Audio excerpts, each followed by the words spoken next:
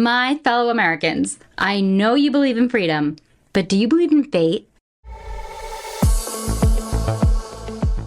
Hi, I'm Kristen, and this is a Cosmic Coven podcast, a place for pop culture, the planets, and our endless curiosities. You are very welcome here. If you're searching for answers and you feel like you're kind of stuck between Reddit rage and just trying to stay grounded in reality, just trying to live your life, then you're exactly where you need to be. And before you start cringing for like a cult recruitment, because let's be real, we do need to keep our wits about us, what we're interpreting is ancient knowledge. Astrology isn't a religion. It's a wisdom tradition. Our ancestors gifted us with an eerily accurate guide.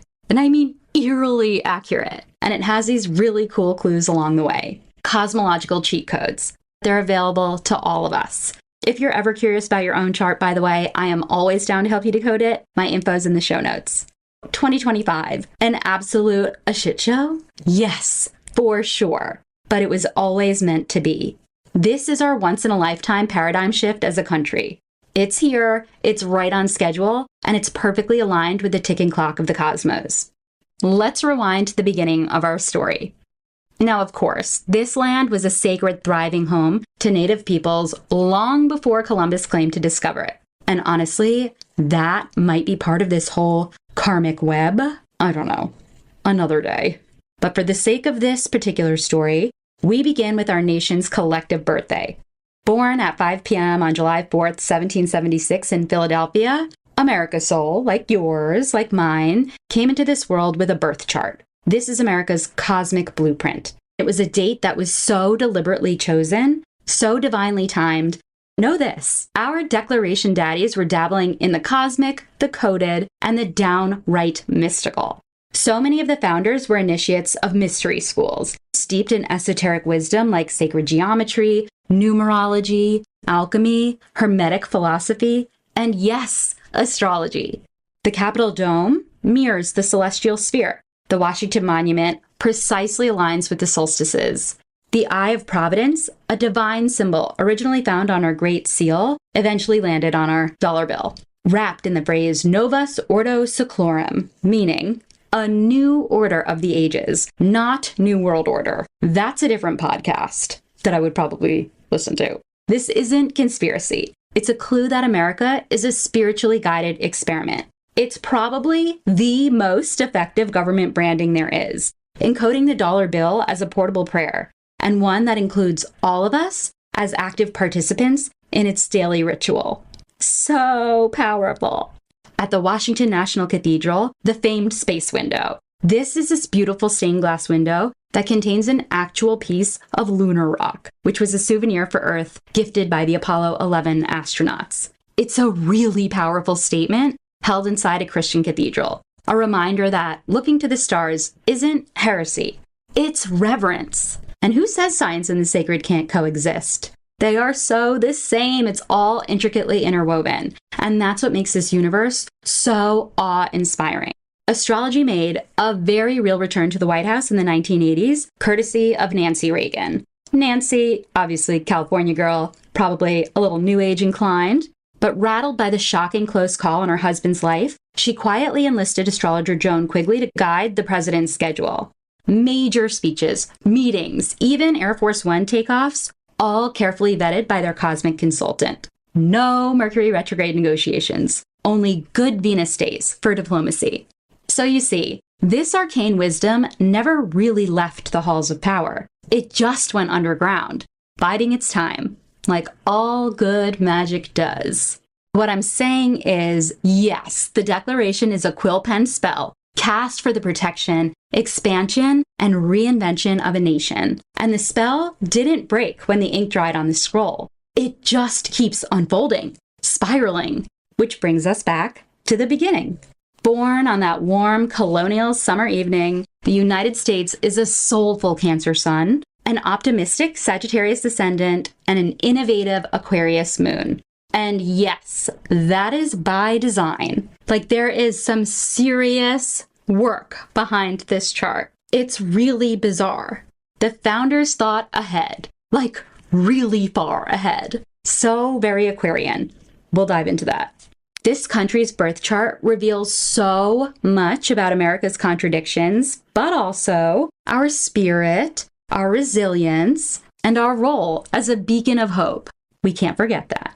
Because the complexities that differentiate us within our big three, our sun, moon, and rising sign, are exactly what makes this country so strong. It makes us really adaptable because it has these three very distinct personalities in one. And it really does prove that the more adaptable we are, the more of a conduit we are to be enlightened.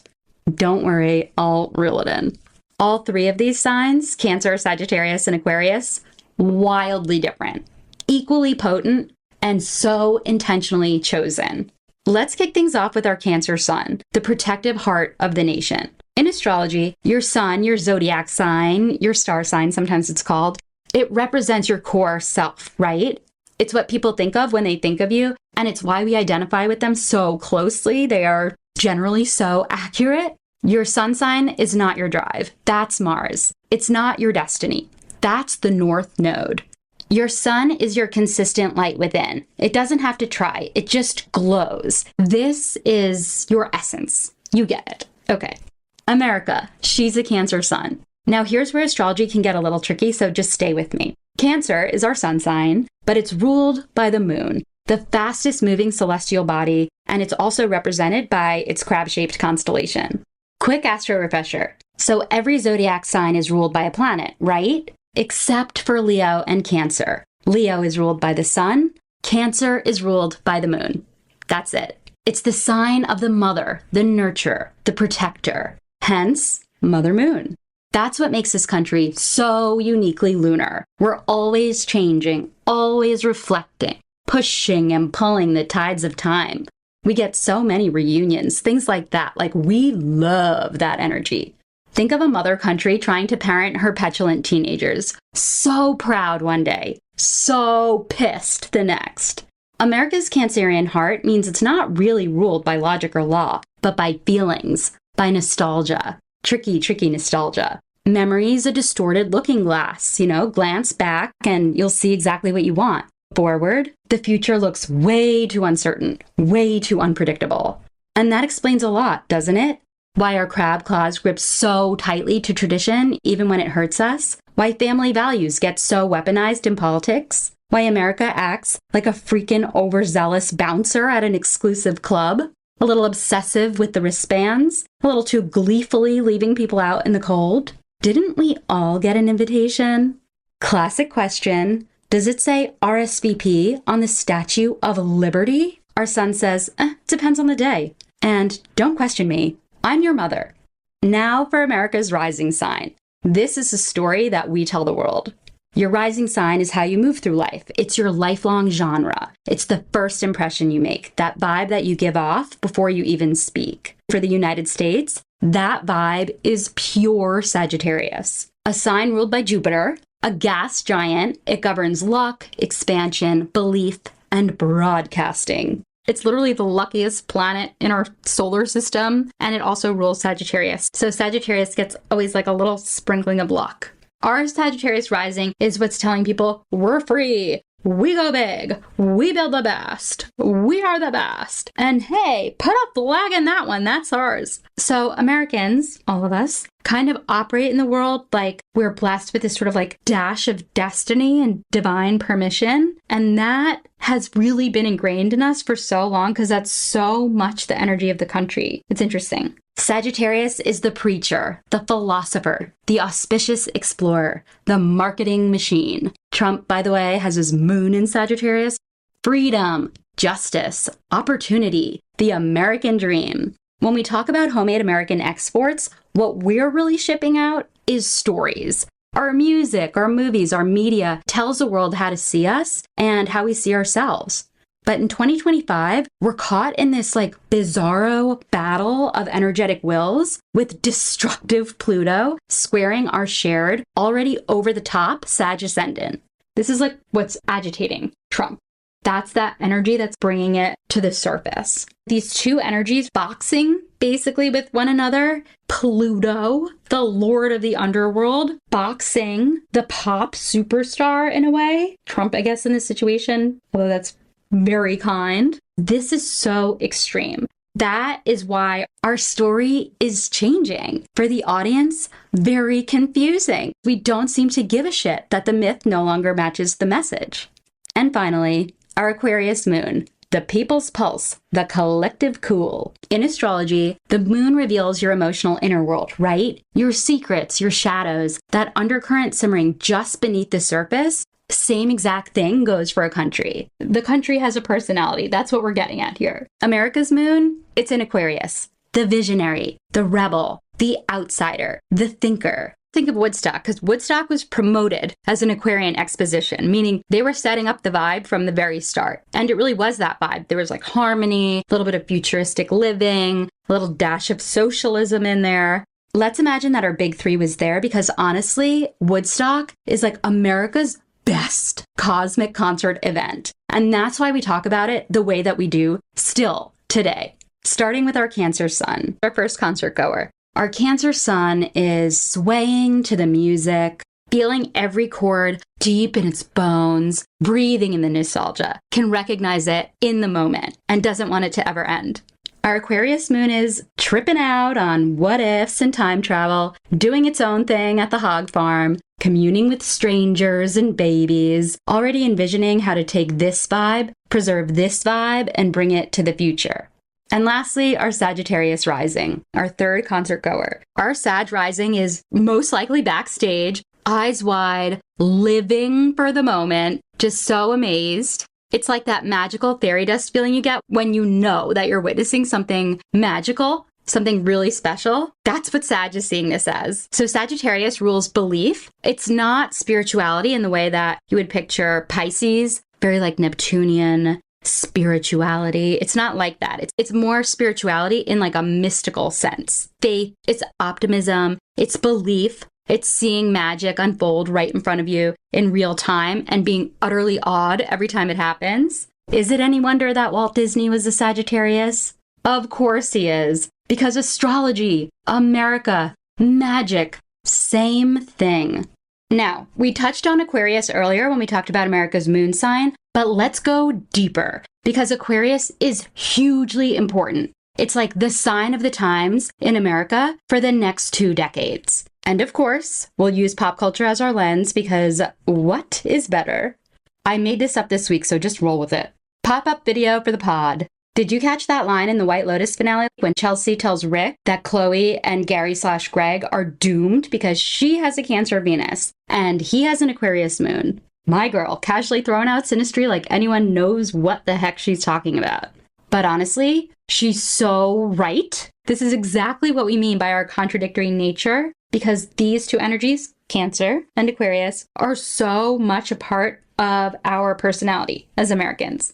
And it's a huge contradiction. It's really like our internal battle of head versus heart. Our Cancer sun, our heart, it craves belonging. It craves comfort food, cozy nostalgia, deep connections, deep soul connections. Our Aquarius moon is our mind. It's detached from the present, designing an app for human emotion, living in a future that no one else can quite see yet, and getting a reputation for being kind of a weirdo in the process. I use this in an endearing way. I love Aquarius. Now that we have a solid grasp on those two placements, let's dive into the deeply weird inner workings of this nation's Aquarian brain. Because, oh whoa, it is wildly wired.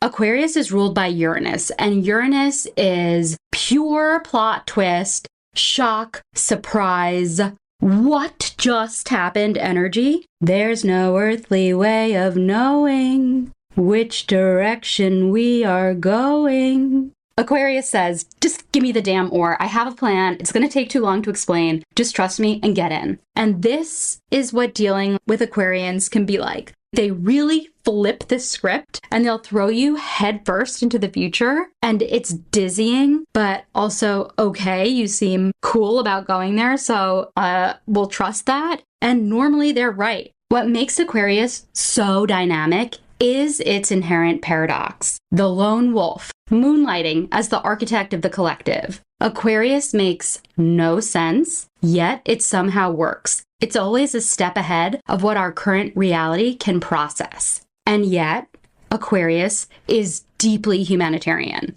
Let's talk about Aquarius as a constellation because the myth goes so well. The constellation Aquarius tells the story of Ganymede, a mortal youth taken to Olympus to serve as water bearer to the gods.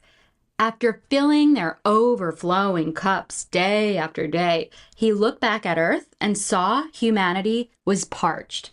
One world was drowning in this divine excess, while the other was just begging for a drop. Ganymede asked the gods to share their bounty of water to quench humanity's thirst. I mean, it's a metaphor for humanity's deeper craving for progress. Ganymede has become this figure of divine empathy and cosmic justice, the idea of pouring waters of change to those who need it most.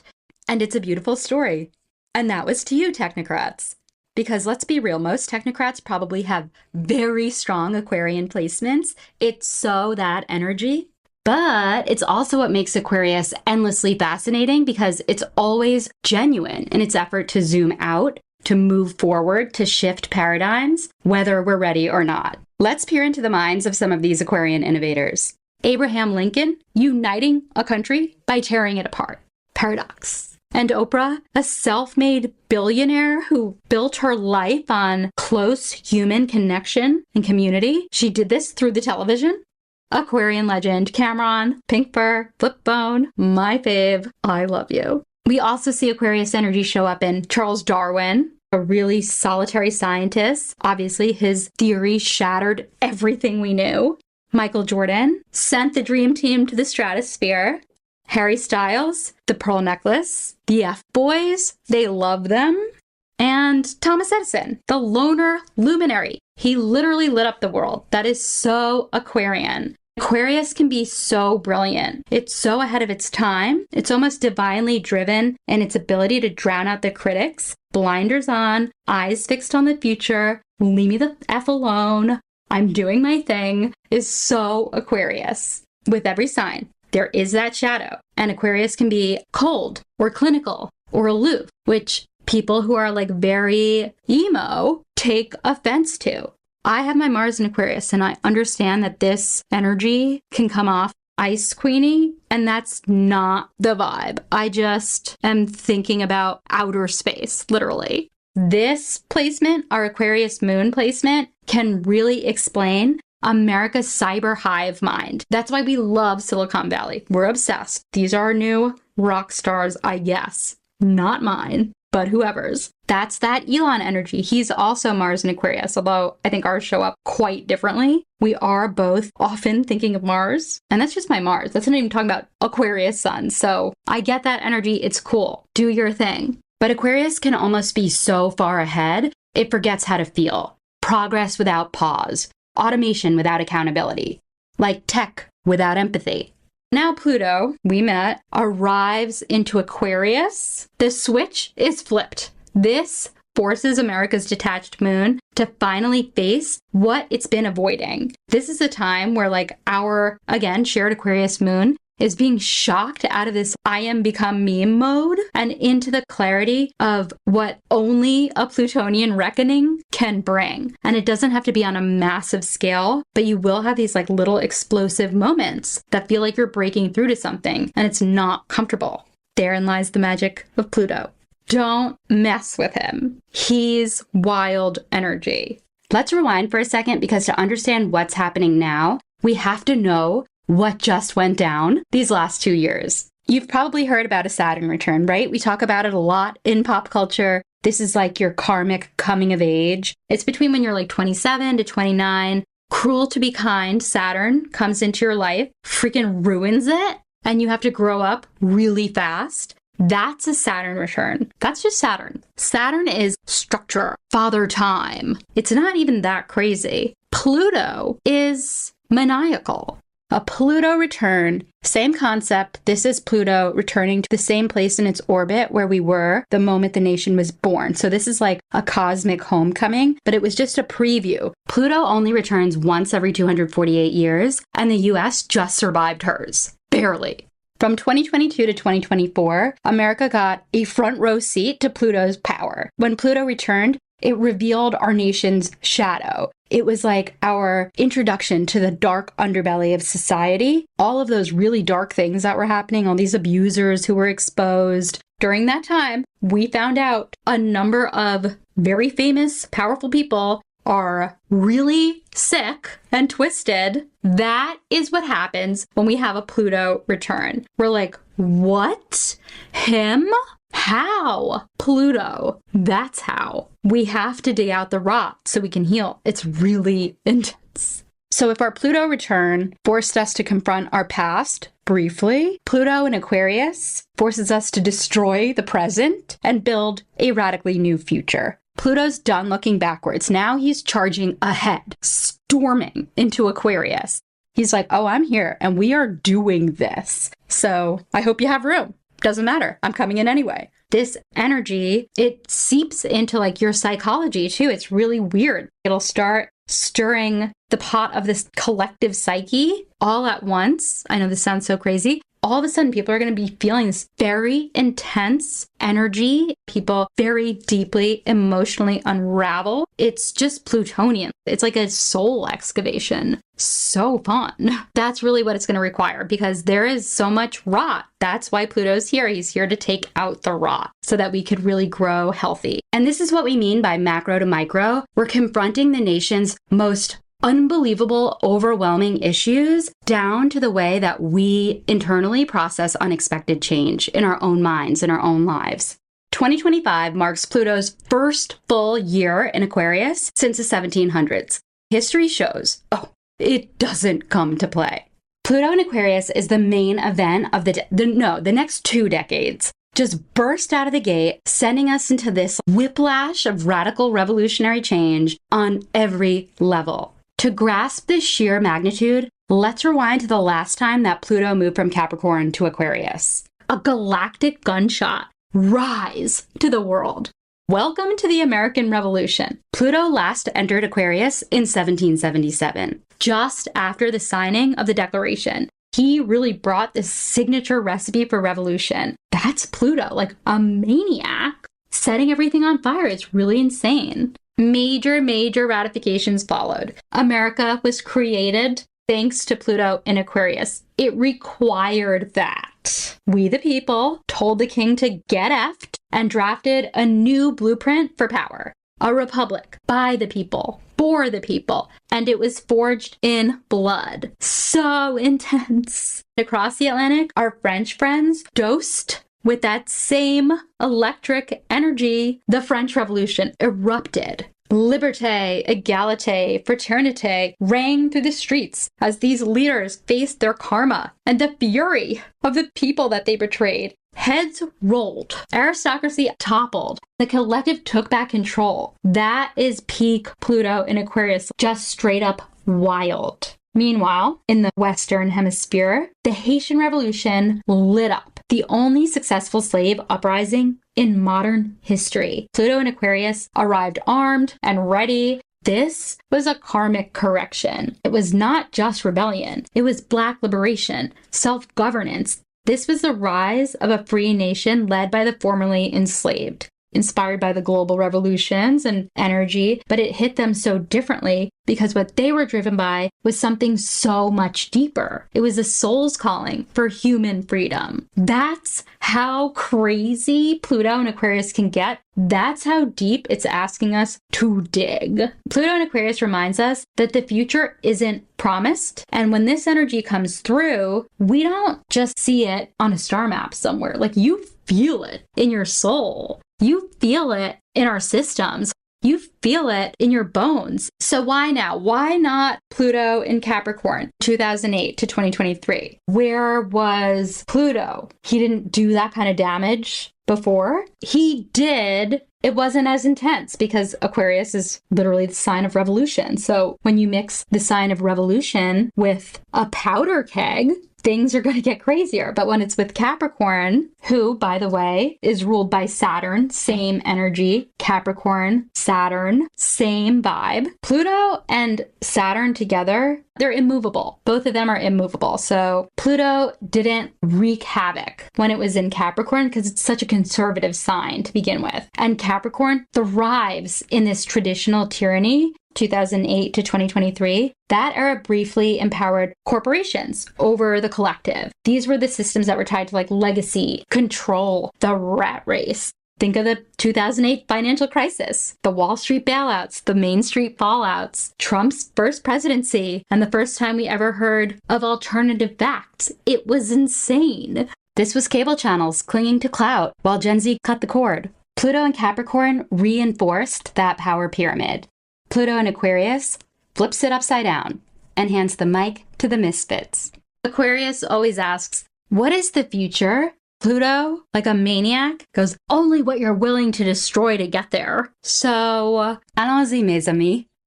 Next up on the cosmic docket, Pluto storms into Aquarius, November 2024 to March 2043.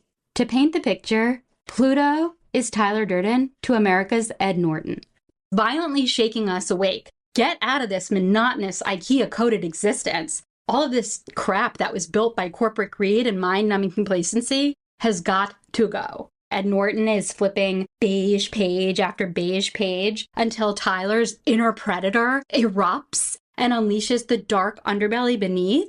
That is exactly how Pluto in Aquarius hits us. It shocks the collective psyche and it awakens our animal instincts.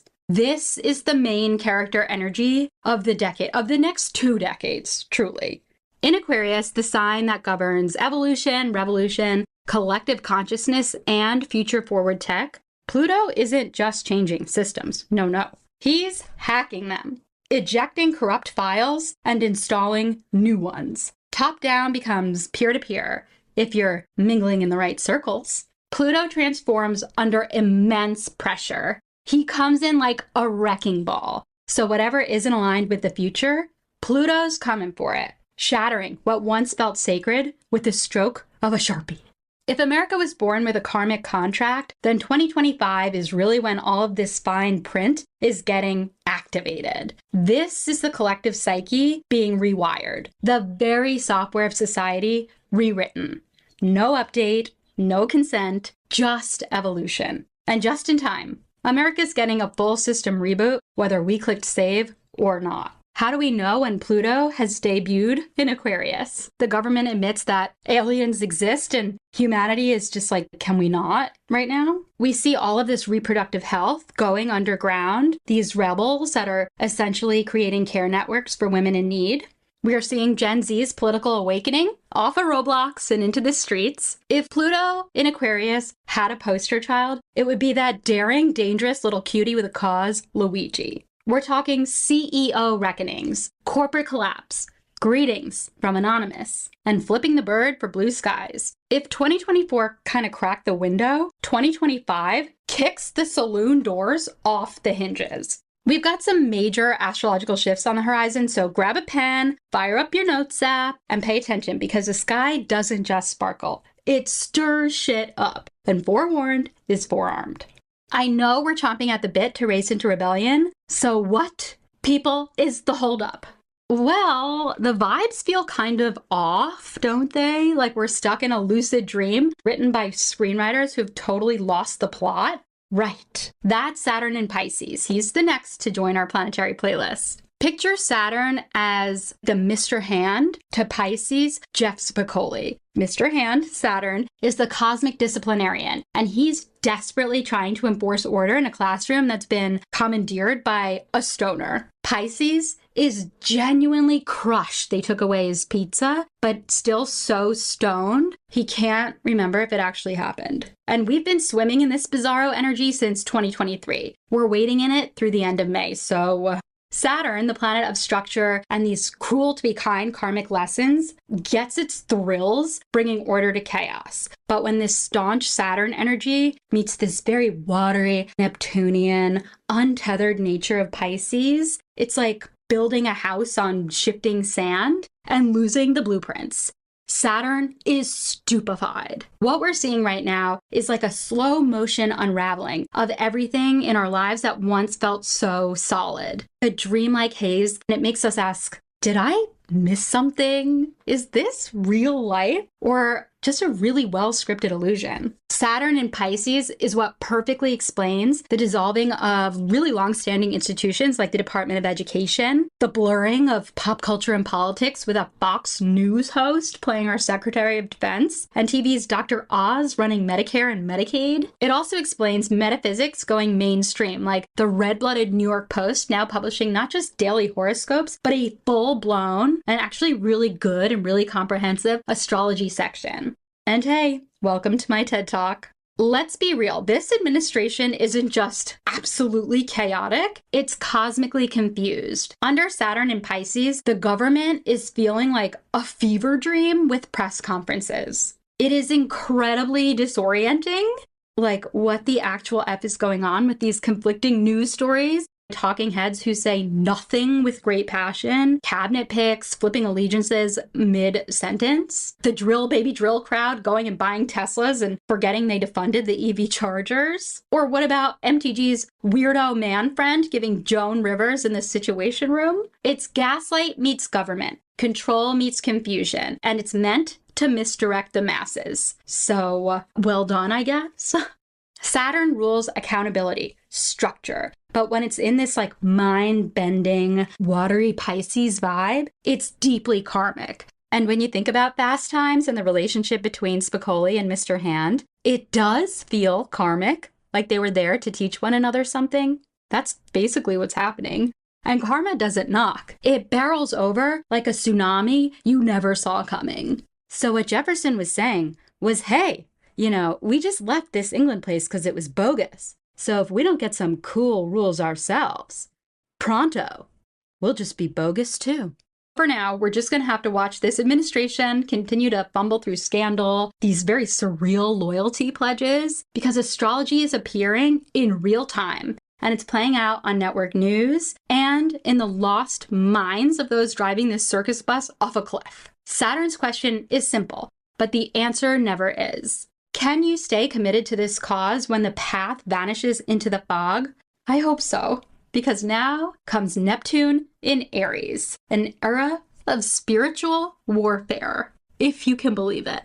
As of this month, Neptune officially left Pisces, where it loved to be, ushering in a faith-fueled era in Aries for the first time since the American Civil War. Yes, really. How long does this last? Oh, just a short 15 years. Before we charge into battle, let's look back on the energy we're leaving in the rear view that can really paint the picture here. From 2011 to about a month ago, Neptune was in Pisces, and we can call this the Age of Illusion. Neptune's been grooving in its home sign of Pisces, its spiritual sanctuary, ruling dreams, illusions, soul states, and the collective unconscious. Spirituality was really having a moment. I loved it. That era brought astrology's return to the zeitgeist. A surge of meditation and mindfulness apps, tarot decks on Target shelves, yoga studios on every street, a rise in mental health awareness, and a tidal wave of empathy. But also pseudo-shamans, twin flame fatigue, Mother God, Nexium, QAnon, trading licensed therapists for ayahuasca trips, and a million ways to bypass real healing. Spirituality isn't going anywhere, it's just changing form, and I am not getting rid of my crystals. We were floating, now we're fighting. The age of incense and introspection is now giving way to this era of action, conviction, and crusade. Now Neptune's telling us, hey, fight for your beliefs. This is not so much about like seeking enlightenment through mirror affirmations, although if you're doing that and they're working for you, please continue to do so. Just know this one is a little bit more of like a call to action. Neptune in Aries is bringing a whole new spiritual frequency. The last sign of the zodiac, Pisces, cycling back into the first, Aries. It's like a meditation lulling you to sleep and then jolting you awake with a foghorn. It's like emerging from your peaceful candlelit bath and then realizing you set the house on fire.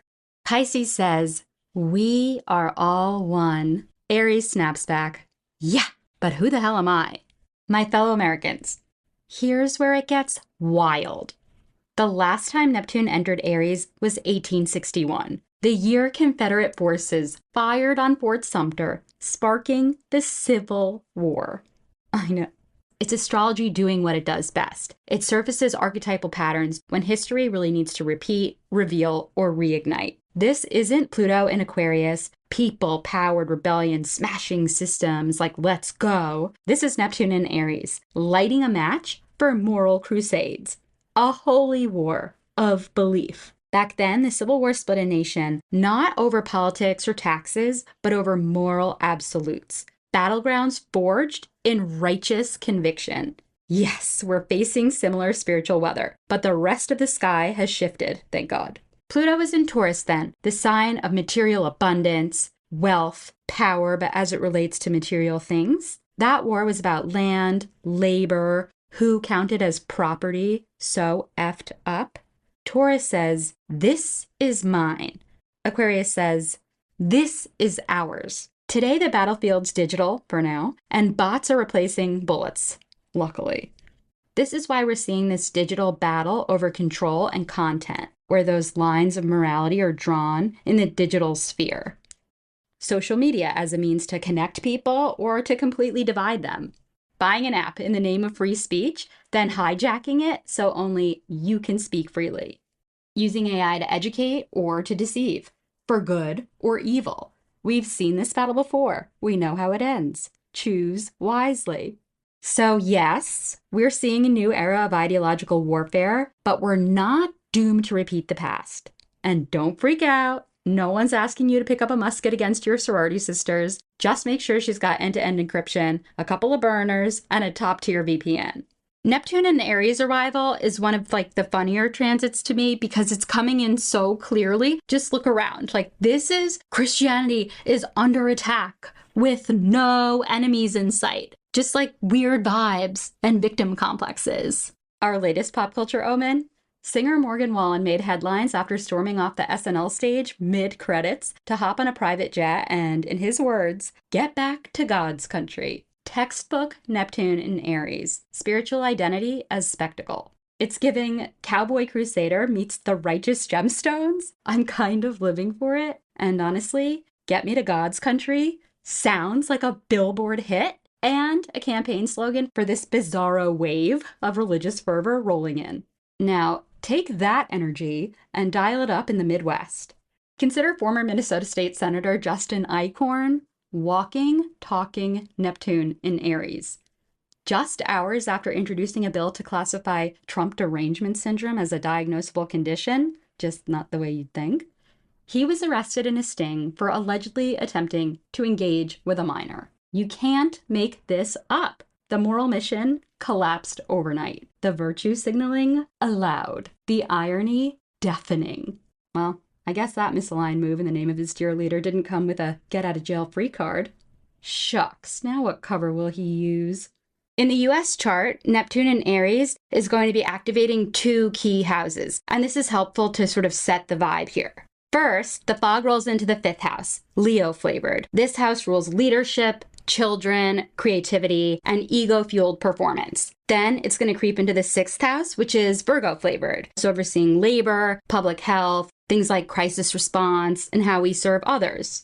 So has it already surfacing? Children as ideological battlegrounds. Kash Patel, Trump loyalist turned children's author, who penned a kid's book casting himself as a wizard defending the kingdom from an evil deep state. Peak Neptune in Aries in the 5th house. Literal projection fantasy sold as political indoctrination and cloaked in story time. We're seeing this as sacred service, reimagined. Take Cory Booker. Equal parts preacher and public servant, he's igniting a new chapter of soul-led leadership. During a passionate 25-hour speech, he denounced this morally misguided regime and reminded the nation it starts with us. That's Neptune meeting Aries. Spiritual conviction and a collective call to action. And hey, message received. Look at all the latest rallies happening nationwide. The age of spiritual sleepwalking, it's over. Now comes the real test of faith. Vibes won't save us, but vision just might. So what do we do with that? We follow purpose, not performance. We stay awake. We stay sharp. Because the universe isn't just calling on world leaders or supreme courts. It's dialing you and me directly. Astrology is a mirror and a microphone. It pulses through the headlines with every news story, especially the weird ones, echoing its cosmic counterpart. This might feel magical because astrology, politics, news, all cycles. Same thing. If this episode sparks something in you, help us grow. Subscribe, leave a review, share it with your fellow mystics, skeptics, or politics-obsessed buddies. If you're interested in a reading or gifting one for a friend, reach out. Links are in the show notes. And good news, beginning with this episode, we're officially launching our Substack, a weekly astrology newsletter of cosmic cheat sheets delivering pop culture, planetary power, and mythopoetic politics fresh to your inbox. Until next time, stay cool, my Cosmic Coven.